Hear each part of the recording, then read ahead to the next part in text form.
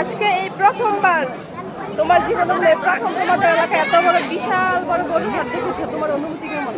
অনুভূতি আসলে অনেক ভালো। আজকে এই প্রথমবার আমাদের সদর ইউনিয়নের মধ্যে এত বড় আয়োজন করা হয়েছে। আমাদের বড় ভাইয়েরা এবং আমাদের যুব সমাজ এই অনেক করে রেখেছে। কেনা বেচা দেখলাম খুব টান টান উত্তেজনা বা শেষ মুহূর্তেও দেখলাম অনেক কেনা বেচা হচ্ছে। প্রথম দিকে প্রায় অনেকটাই খালি ছিল বৃষ্টির কারণে। তারপরে বিভিন্ন ধরনের ব্যবসায়ীরা, কৃষকরা তাদের গরু নিয়ে এসেছে এবং ক্রেতারা এসেছে। এখন আপাতত আমাদের বাজার খুবই জমজমাট।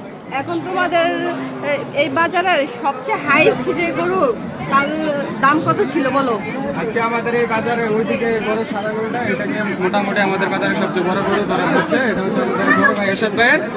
এটার বিক্রি মূল্য আপাতত উনি 7 লাখের মতো চেয়েছে। অনেকে অনেক দাম বলেছে, 4 লাখ বলেছে, 4.5 লাখ বলেছে, কিন্তু এখনো কেউ বুঝাশোনা করতে পারে না। আচ্ছা, আমরা আশা করি যে আবার আগামী 25 তারিখে যে আমাদের দুর্গাপুর পদ্মপুর যে গরু ছাগলের হাট হবে, তো ওই দিন আশা করা যায় আরো বেচা কেনা হবে। আমাদের আশেপাশে যারা আছেন আপনাদের সবাইকে আমন্ত্রণ।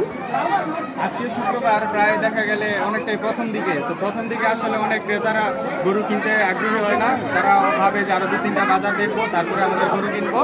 তো এই জন্য আজকে যেমনই হচ্ছে, আশা করি সোমবারে আমাদের বাজার আরো জমজমাট হয়ে উঠবে ইনশাল্লাহ ইনশাল্লাহ।